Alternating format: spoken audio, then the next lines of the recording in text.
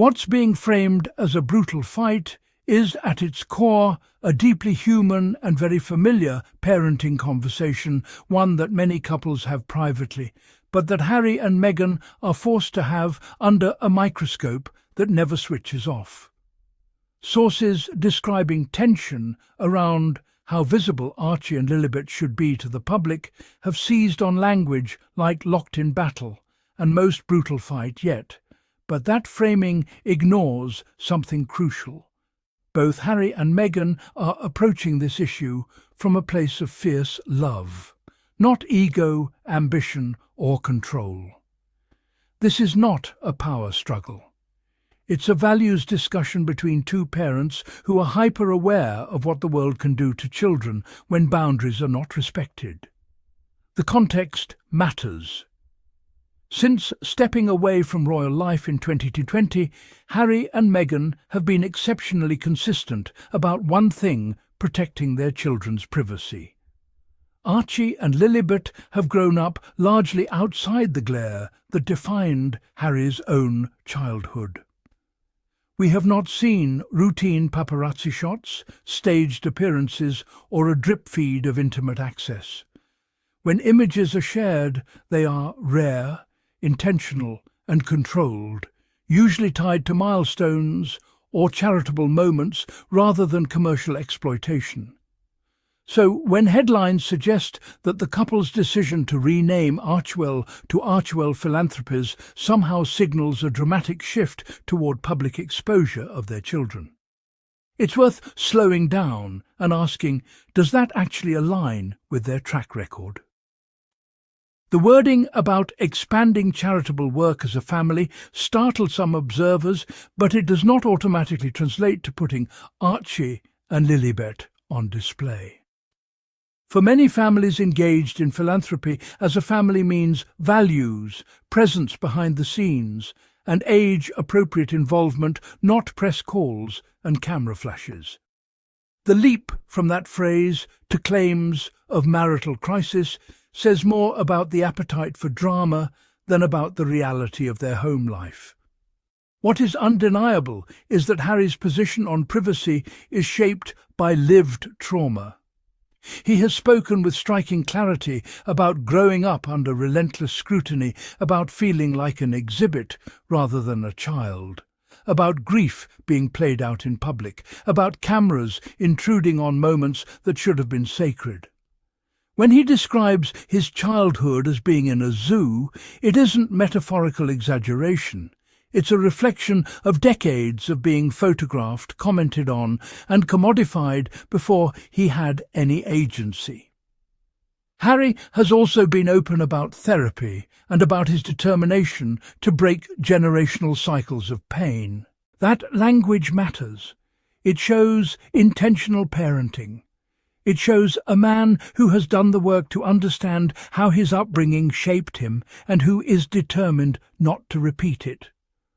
When sources say he is immovable on protecting Archie and Lilibet, that shouldn't be read as stubbornness.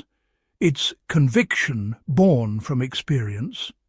But here's where some coverage becomes unfair to Meghan.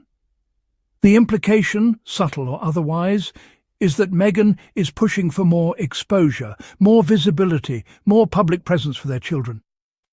That narrative fits an old, tired stereotype Meghan as ambitious, image-conscious, or strategically minded in ways that supposedly clash with Harry's emotional instincts. Yet that stereotype collapses under even minimal scrutiny. Meghan herself knows what public scrutiny can do. She entered the royal family as an adult and still endured an onslaught that was racially charged, invasive, and often cruel. She has spoken about the toll it took on her mental health, about feeling unprotected, about the consequences of being relentlessly misrepresented. To suggest that she would casually risk subjecting her children to that same environment ignores her own lived reality. If anything, Meghan's perspective is more likely rooted in balance rather than exposure. She has talked before about normalizing life for Archie, about school runs, play dates, routines, She has emphasized joy, curiosity, and grounding. A difference in emphasis between two parents does not equal a threat to a marriage. It reflects two people bringing different histories to the same shared goal. Harry's protectiveness comes from having had too much visibility too soon. Meghan's approach likely comes from wanting her children to feel connected, confident, and unafraid of the world. Those positions are not opposites, they're complementary. And like many couples, they likely revisit the conversation as circumstances change, as the children grow, and as their work evolves. Calling that process a recurring flashpoint sensationalizes something that is actually quite ordinary. Parenting decisions are rarely settled once and for all. They are revisited, renegotiated, and refined. Especially when the stakes feel existential, as they do for Harry. Given his past, those conversations can be emotional without being destructive. The idea that this disagreement could finally end the marriage also leans heavily on a familiar trope, the perpetual prediction of Sussex collapse. For years, commentators have forecasted their separation, often with alarming certainty. Each new project, each new chapter, each shift in language is framed as evidence of imminent implosion. And yet, 6 years on from their exit from royal life, Harry and Meghan are still standing together, still aligned on core values, still presenting a united front on issues that matter most. It's also telling that so much of this narrative relies on anonymous sources and speculative language. Friends have warned, insiders say, people around them fear. These phrases create the illusion of proximity without accountability. They invite readers to accept conjecture as fact, even when it contradicts observable behaviour. What we can observe is this: Harry and Meghan have consistently prioritised their children's well-being over public approval. They walked away from an institution, financial security and status to protect their family. They absorbed years of backlash for drawing boundaries. They continue to speak carefully and sparingly about Archie and Lilibet, resisting the kind of access that would generate easy headlines. If there is tension, it likely reflects the weight of responsibility they feel, not a fracture in their bond. Loving parents argue hardest about the things they care about most. And when both parents are deeply invested, emotionally aware, and willing to confront their own histories, those arguments can be intense without being terminal. The framing of this as Harry versus Meghan also misses the bigger picture. The real conflict has never been between them. It has always been between their desire for a healthy, grounded family life and a media ecosystem that thrives on intrusion. By recasting a private parenting discussion as a marital crisis, that ecosystem once again centres itself at the expense of nuance and compassion. Harry's unresolved anger about his childhood is not a liability, it's a warning sign he's learned to heed. Meghan's instinct to move forward with purpose and intention is not recklessness, it's resilience. Together, those traits have shaped a family that is acutely conscious of boundaries, agency and choice. It's also worth noting how their philanthropic vision ties directly into their parenting philosophy. Archewell Philanthropies is not just a branding exercise. It is a deliberate attempt to instill values in Archie and Lilibet early on. By exposing their children to charitable work as a family, Harry and Meghan are teaching lessons in empathy, civic engagement and compassion without the need to broadcast every moment publicly. This is parenting through action, not spectacle. Moreover, the couple has historically taken steps to normalize everyday life despite their unusual circumstances.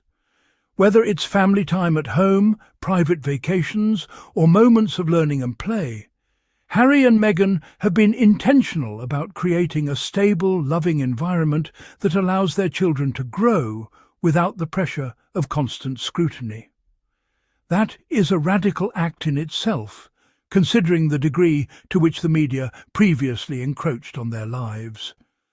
The broader lesson here is simple.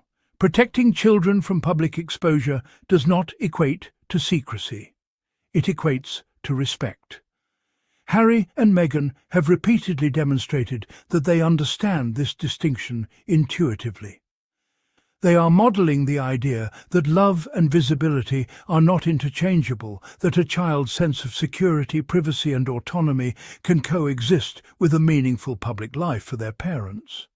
Rather than signalling the end of a marriage, this moment, if it exists at all, signals something else entirely. Two parents doing the hard work of protecting their children in a world that has already shown them how unforgiving it can be. It is a testament to their values, to their emotional literacy, and to the depth of their commitment as parents. And that work, messy and emotional as it may be, is not evidence of failure. It's evidence of care. It's evidence of love.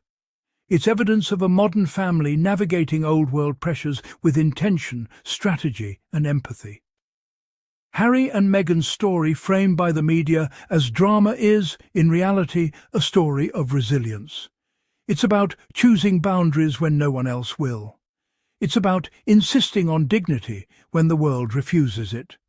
And above all, it's about creating a childhood for Archie and Lilibet that is grounded, joyful, and protected, a choice that every parent understands intuitively, but that few can defend publicly under constant scrutiny. So, when we read headlines suggesting a brutal fight that could end their marriage, it is essential to recognize the gap between narrative and reality. The fight, if it exists, is not about division, it is about alignment. It is about harmonizing two pasts, two perspectives, and two hearts into a cohesive approach to parenting in extraordinary circumstances. Harry and Meghan are not failing, they are parenting. And in a world obsessed with access, attention and image, that is nothing short of revolutionary.